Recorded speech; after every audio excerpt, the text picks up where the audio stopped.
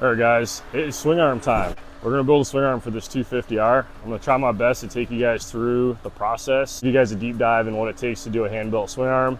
It goes on a fixture and gets TIG welded and all that fun stuff. Let's flip the camera around and let's talk about it. So the swing arm is going to come out looking something similar to this one, only it's going to be set up for a 250R.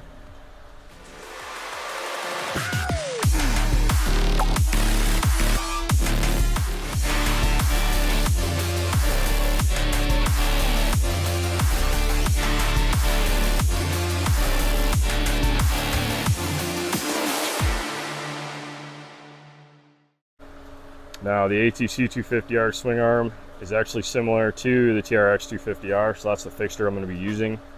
I'm going with the split tube design. We also will be offering a billet piece that goes in here to create a solid tube design for the 88 and 89 style. So this is going to be the 86, 87 style that we're building. So basically we start by building our carrier housing. These get CNC cut on our tubing cutter.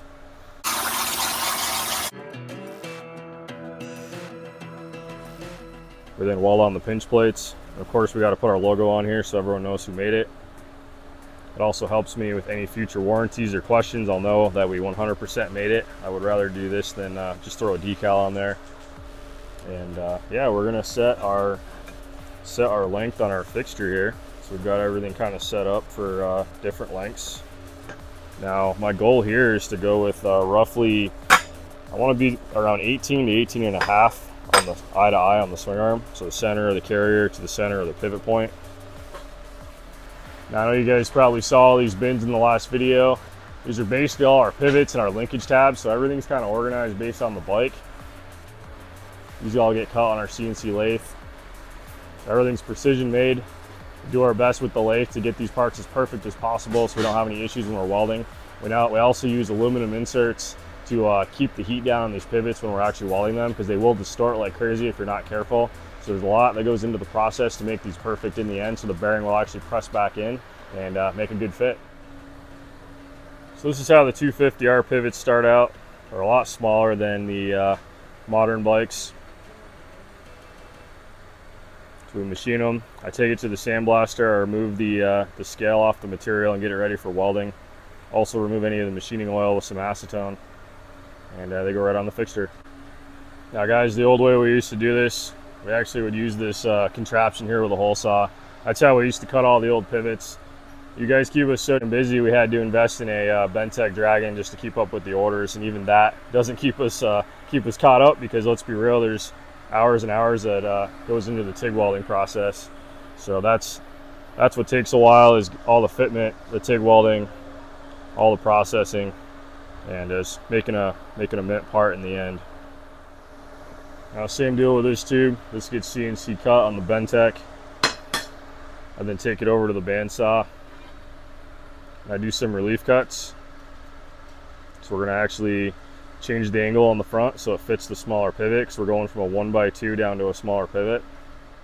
Just to give you guys an idea what I was just talking about. So right off the tube cutter, that's how it is. And the reason I don't do this on the tube cutter is because it's actually plasma cut, and I believe when we bandsaw cut, it's a lot cleaner cut. There's no porosity in those cracks when we re-weld them. So again, that's how it would have been off the tube cutter. So the goal here is to actually hammer these two edges down and get a nice tight fit.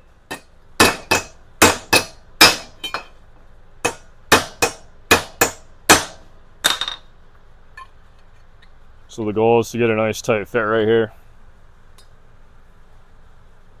So RG's gonna go ahead and pre-weld all these edges, and then we're gonna go back to the grinder and do some final hand fitting to make that perfect. So what do we got going on here? So we just welded right here. Now we're gonna go to the belt sander and grind it smooth. All right, looks good, man.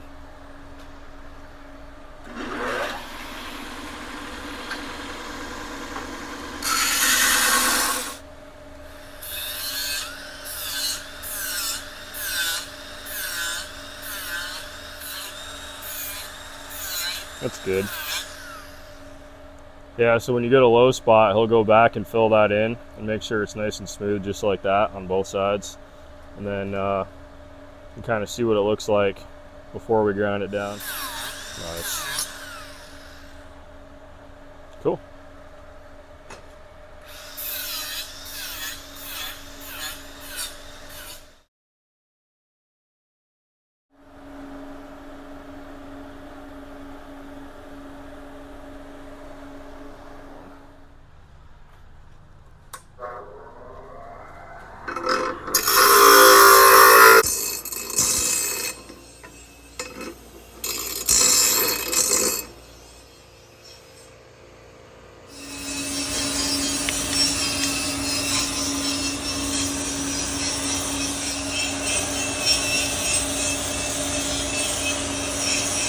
gonna go ahead and get these tubes on the fixture now. So again, we were just really worried about our gaps, making sure everything's good. These are already cut on the tube cutter. That one actually makes a perfect cut for that carrier housing. So we generally just clean it up a little bit and we're good to go.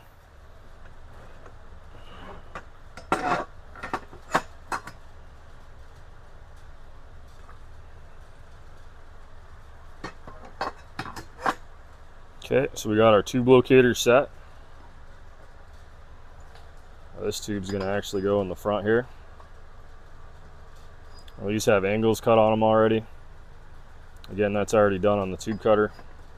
So this is the type of stuff that would take hours without the CNC cutter, just trying to get it to where it's perfect all the time. So we basically just cut it, grind the ends, prep them, get them ready, remove all of the plasma cutting material that was on there. So that one's gonna go in the front. I'm just gonna set it down for now. And then the carrier is gonna slide forward. And the goal is to line up those holes. And if something doesn't fit right, then we will have to do some more tweaking on the tubes, but you guys can see everything's kind of going together. And again, like, no gap here. Nice and tight. And then nice and tight up here too. Do not want any gaps.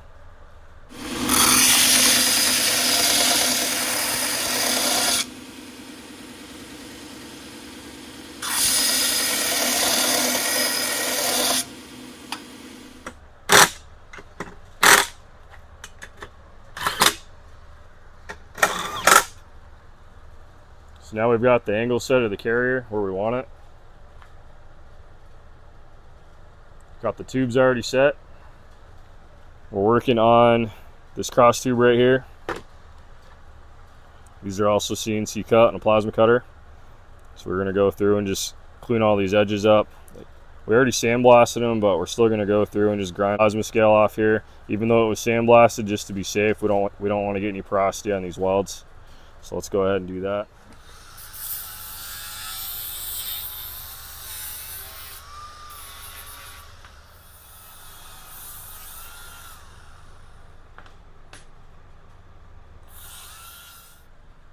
So we've already got all our gussets ready.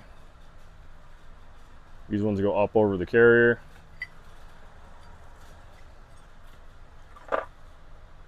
We're gonna have a couple small ones, some 2 long ones on the side. All right, guys, got the old camera set up right here, so we're gonna go ahead and get this thing tacked together and go on to the next step.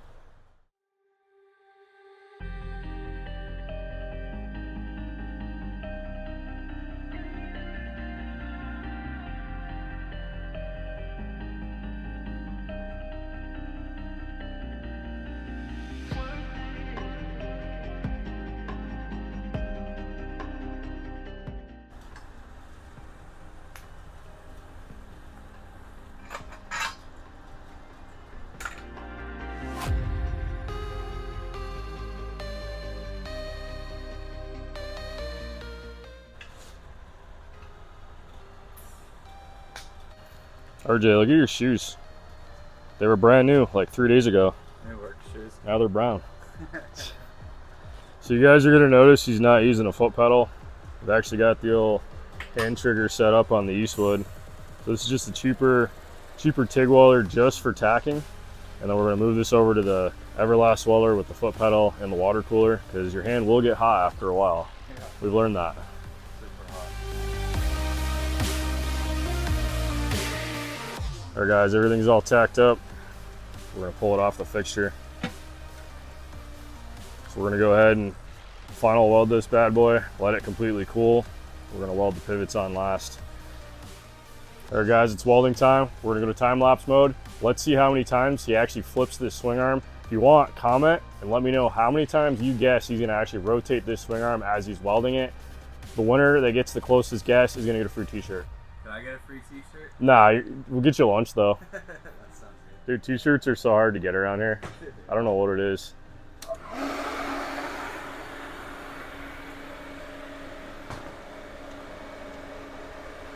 All right, you're on number 3. You want it on pulse? Right now I'm leaving at 200. Yeah, you're good.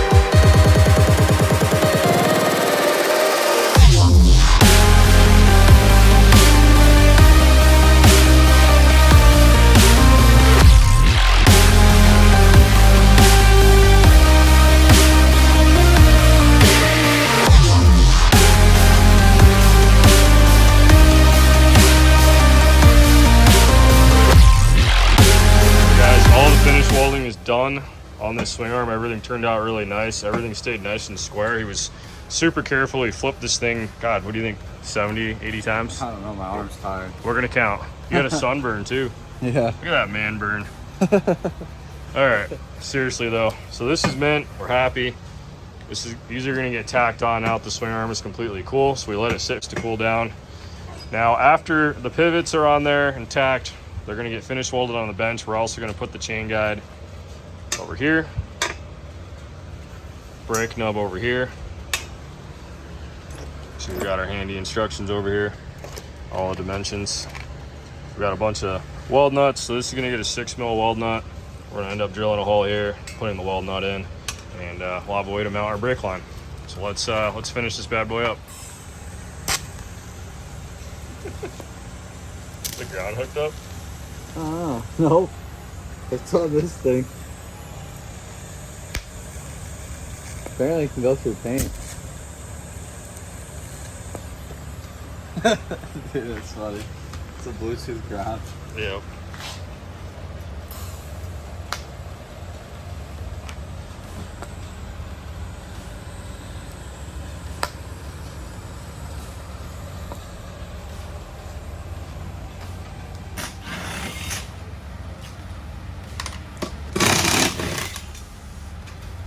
Do you have your energy drink?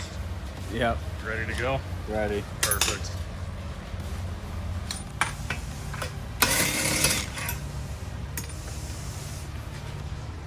Nice tight fit.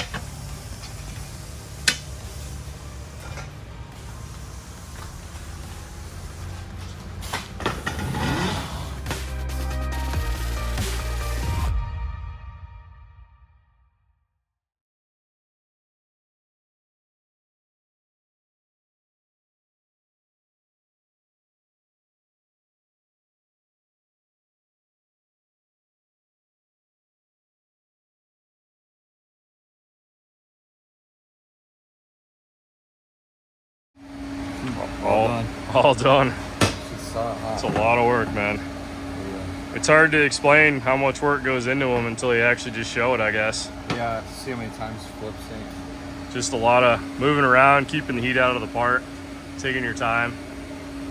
Looks beautiful. Can't wait to get some powder coat on it.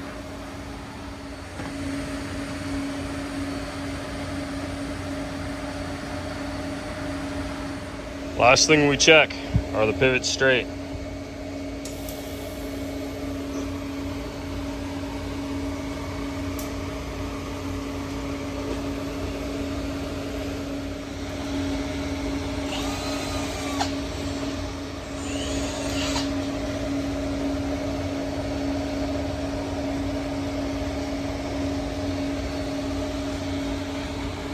Alright guys, thanks for following along. I just want to do a cool video on what it takes to get a swing arm built. There's a lot of work that goes into these custom parts. They are pretty much all hand built. They take a bunch of time, and yeah, we have a lot of fun doing it. Stay tuned for the next video. We're going to get some powder coat on this thing and get it mounted on the TRX250R. See you guys in the next one.